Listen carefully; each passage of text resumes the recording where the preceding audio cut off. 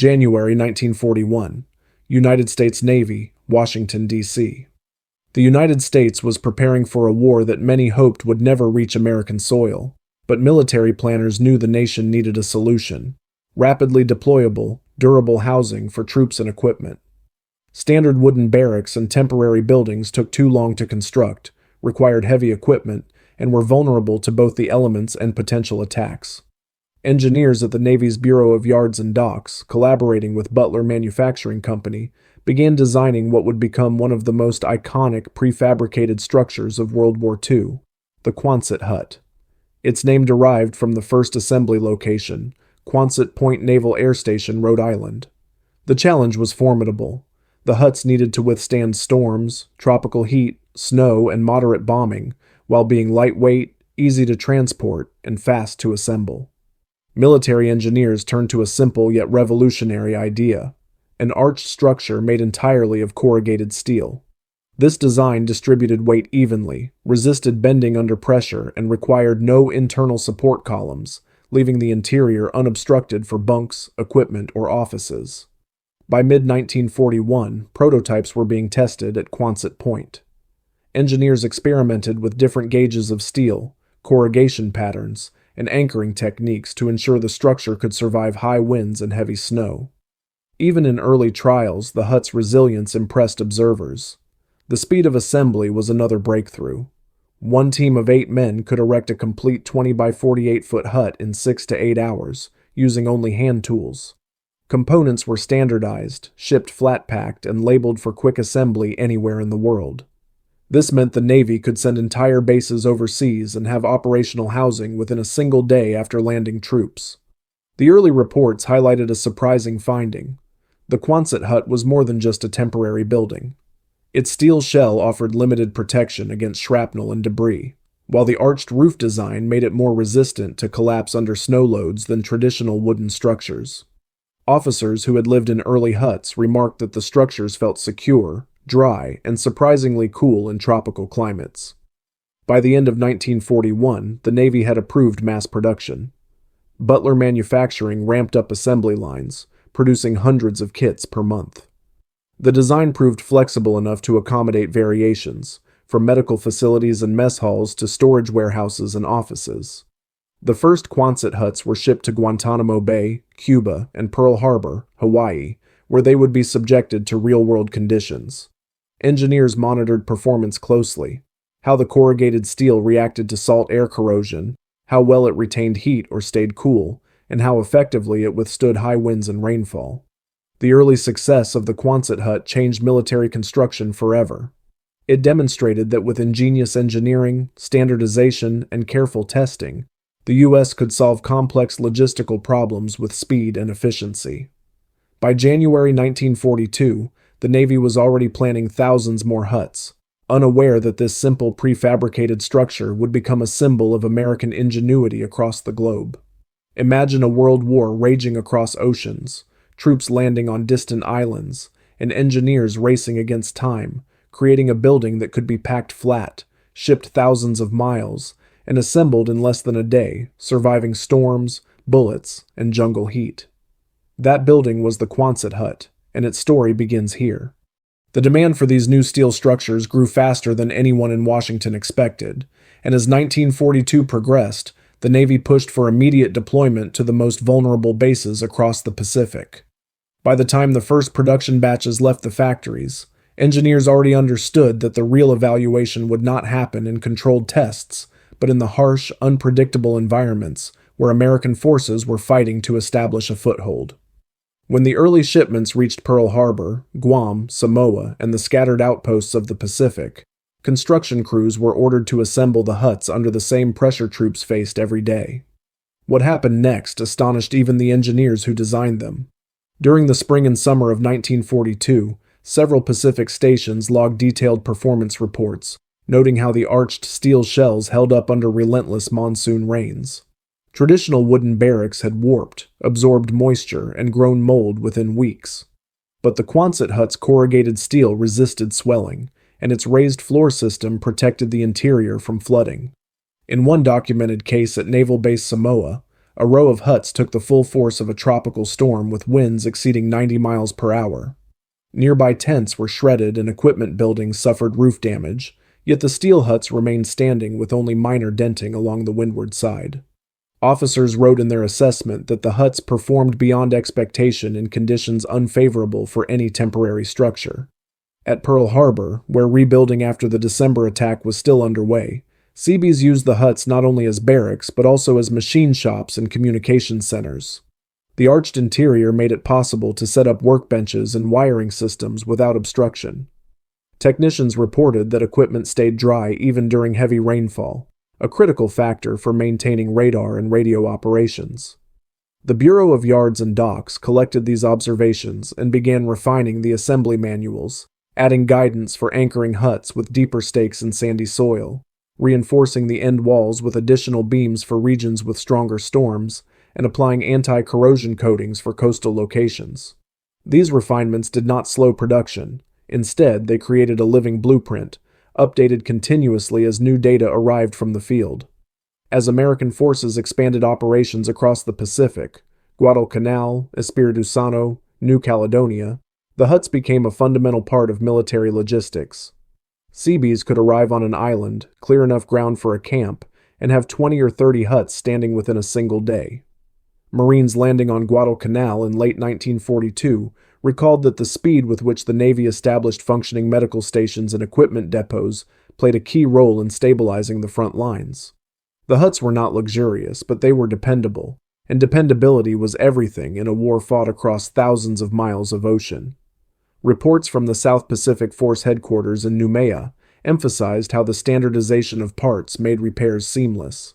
If a hut was struck by shrapnel or damaged by flying debris, engineers simply replaced the affected panel, avoiding lengthy rebuilds. This robustness mattered in regions where supply lines were fragile and every hour of lost shelter could affect operations. Even under intense heat, the huts performed better than expected. Field notes from engineers on Espiritu Santo recorded that temperatures inside stayed manageable thanks to ridge vents and the natural airflow created by the curved walls. Soldiers described them as the difference between discomfort and misery, a small but meaningful advantage when dealing with tropical disease and exhausting humidity. The more the huts spread across the Pacific, the clearer it became that the Navy had created something far more valuable than a temporary shelter. They had engineered a mobile, modular building system that kept American forces supplied, protected, and operational in some of the harshest environments on Earth. And every week, new shipments brought thousands more panels, arches, and bolts, pieces of a global network of steel that would soon stretch from Hawaii to the Gilbert Islands and beyond.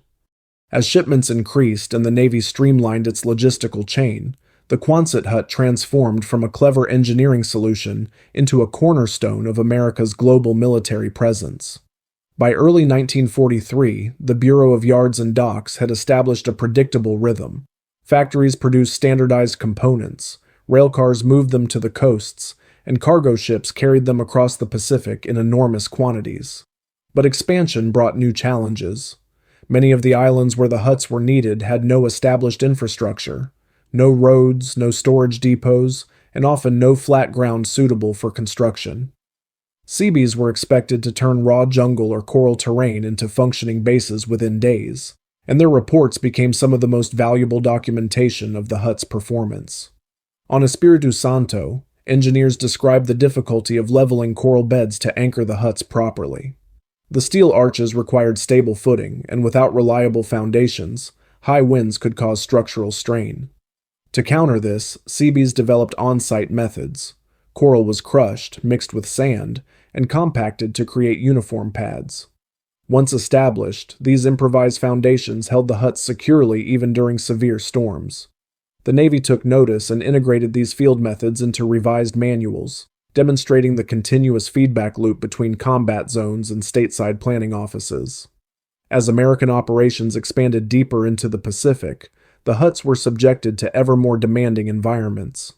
In the New Hebrides, heavy rainfall created rivers of mud that swallowed vehicle wheels and made wooden structures collapse under their own weight. Quonset huts, however, remained functional because their raised floor design allowed water to flow beneath them. Reports from commanders noted how critical this became during long stretches of monsoon weather. Equipment storage, medical treatment, and aircraft maintenance could continue without interruption. This reliability created strategic advantages that rarely appear in official combat summaries, but were essential for sustaining prolonged campaigns far from established bases. Meanwhile, on the U.S. mainland, Butler Manufacturing and other contracted firms increased production capacity. Workers, many of them women entering industrial roles for the first time, assembled steel panels with remarkable precision. Historical records show that wartime factories adopted a system reminiscent of automobile assembly lines, producing interchangeable components at a pace that stunned military planners.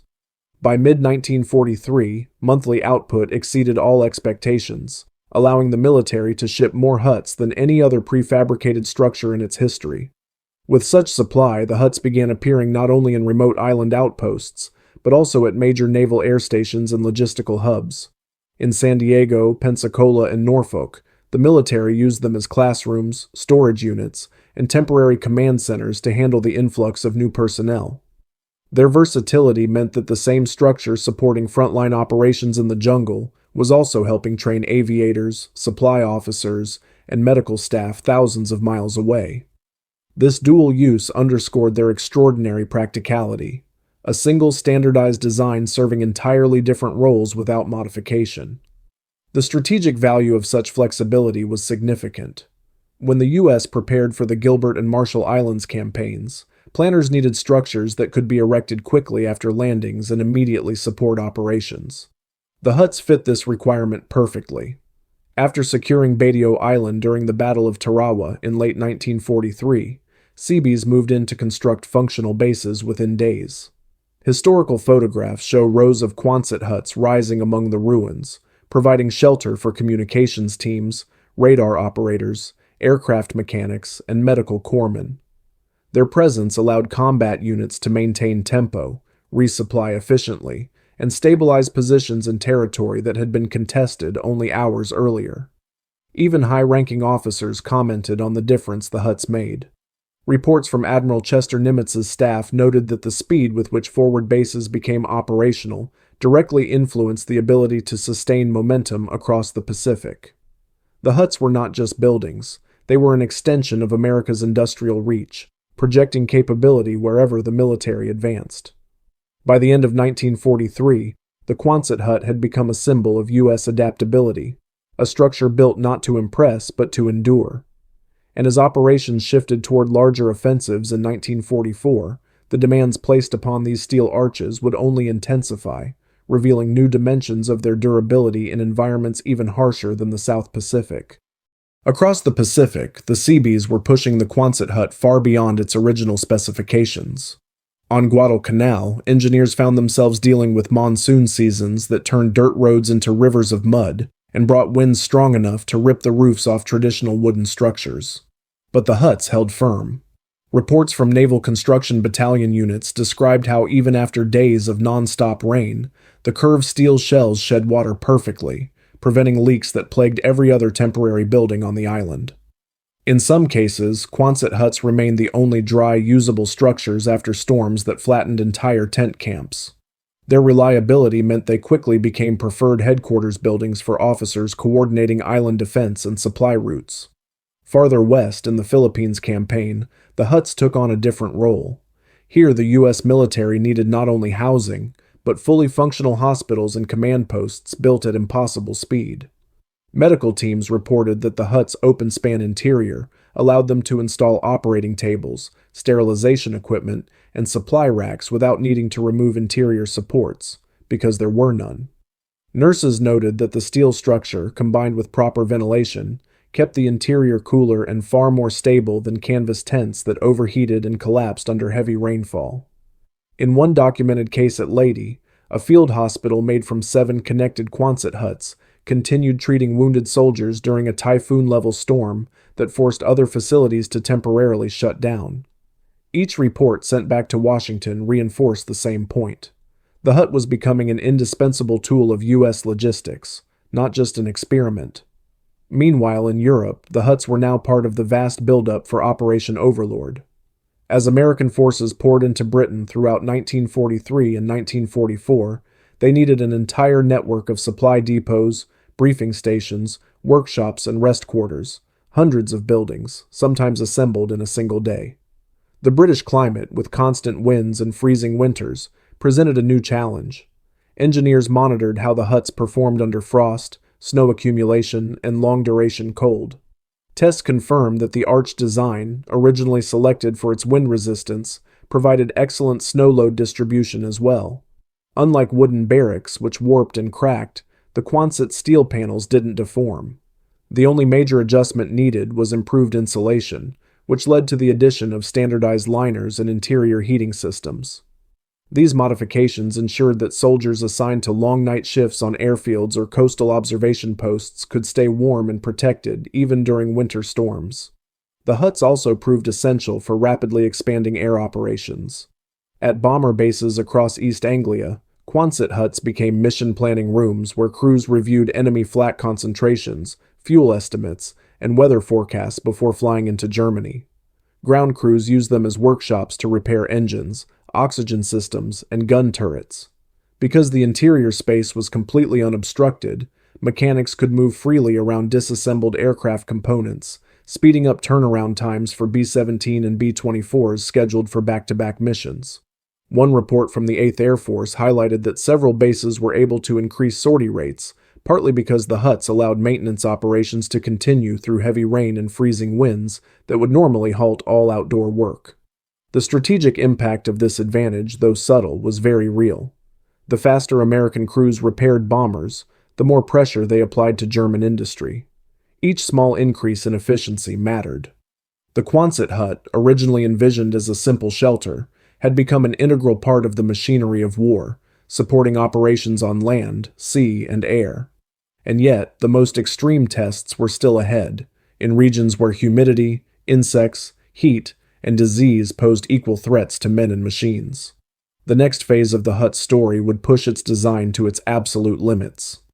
By mid-1944, the Quonset hut had been deployed across nearly every theater of the war, and its designers were still learning from real-world conditions. In the jungles of New Guinea and the islands of the South Pacific, engineers faced challenges that went far beyond wind and rain. Humidity levels exceeded 90%, relentless sun baked the steel roofs during the day, and torrential nighttime downpours turned everything into mud. Insects, termites, and even small animals threatened both the structures and the personnel living in them. Field reports from the Seabees detailed the measures needed to maintain these shelters. Steel panels were occasionally reinforced with extra fasteners, and elevated floors were installed to reduce exposure to flooding and pests. Ventilation improvements, such as ridge vents and side openings covered with mesh, allowed hot, humid air to escape while keeping insects out. Soldiers and engineers alike marveled that despite these harsh conditions, the huts remained functional, providing reliable protection for months at a time. In one documented incident on the island of Bougainville, a Category 3 cyclone struck a forward airfield where a row of 20 Quonset huts housed both medical teams and supply units. The storm destroyed temporary canvas tents and severely damaged wooden buildings, yet the steel huts survived with only minor panel bending along the windward side. Afterward, engineers used this data to further improve anchoring techniques for storm-prone regions, including deeper stakes and cross-bracing methods, ensuring that even more extreme winds could be resisted. In Africa, Quonset huts faced a completely different set of obstacles: intense heat, sandstorms, and temperature fluctuations between day and night.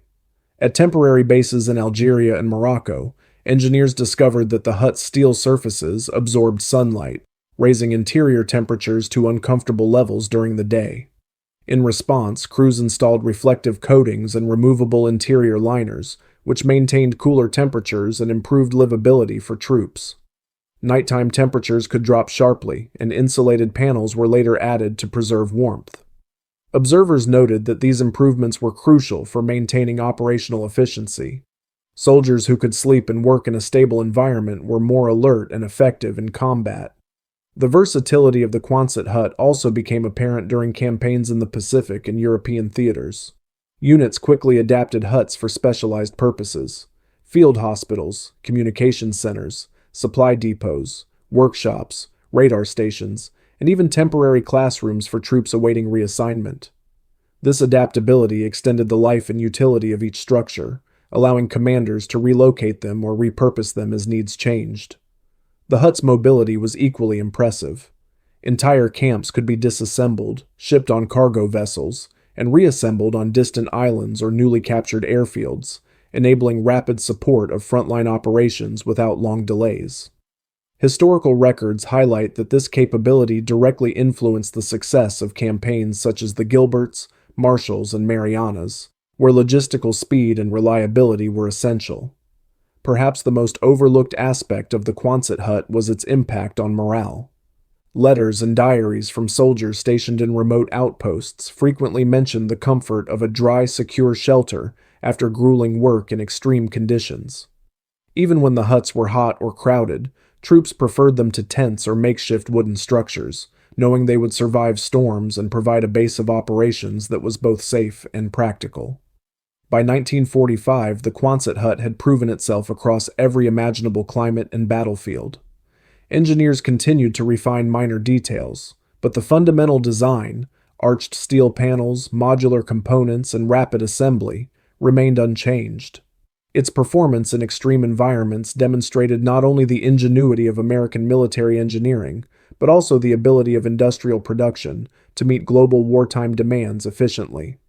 The Quonset hut had transcended its original purpose as a temporary building, becoming an essential component of America's logistical and operational strategy, capable of supporting troops, equipment, and missions wherever they were deployed, from tropical jungles to arid deserts and icy European fields. By the time World War II ended in August 1945, more than 150,000 Quonset huts had been produced and deployed across the globe, from the Pacific Islands to the European theater in North Africa. The shelters had survived typhoons, cyclones, torrential rains, desert heat, snowstorms, and minor enemy attacks, proving the durability and versatility of their design. Military engineers conducted detailed post-war assessments to understand how these structures had performed under decades of combat and extreme conditions. Reports emphasized not only the physical resilience of the steel shells, but also their strategic significance in maintaining operational tempo and troop welfare. The Quonset hut's impact extended far beyond the immediate battlefield. After the war, surplus huts were repurposed across the United States and in allied countries, transforming into schools, offices, community centers, storage facilities, and even factories. Their modular design, ease of assembly, and adaptability allowed civilians to rebuild quickly in areas devastated by conflict or natural disasters. In Japan and Germany, for instance, Quonset huts were used to house displaced populations and store emergency supplies during post-war reconstruction. Historians note that their widespread civilian adoption was a direct result of lessons learned during wartime, where rapid deployment and durability were paramount. The engineering principles pioneered in the Quonset hut also influenced post-war prefabricated architecture globally. The combination of lightweight modular steel panels and arched structural design became a model for industrial and commercial construction, inspiring similar designs in warehouses, agricultural buildings, and emergency shelters. In the U.S., many former military huts continued to serve well into the 1950s and 1960s, with some still standing today, a testament to the quality and foresight of their original design. Beyond their physical presence, Quonset huts symbolized American ingenuity, industrial might, and the capacity to adapt under pressure.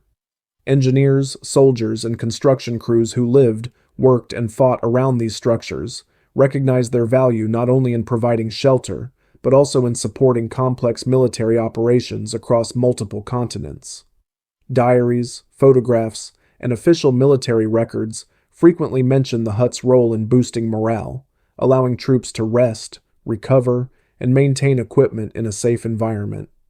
Their reliability became a quiet but essential part of the U.S. war effort, enabling forward operations, rapid base construction, and logistical efficiency that directly influenced campaign outcomes.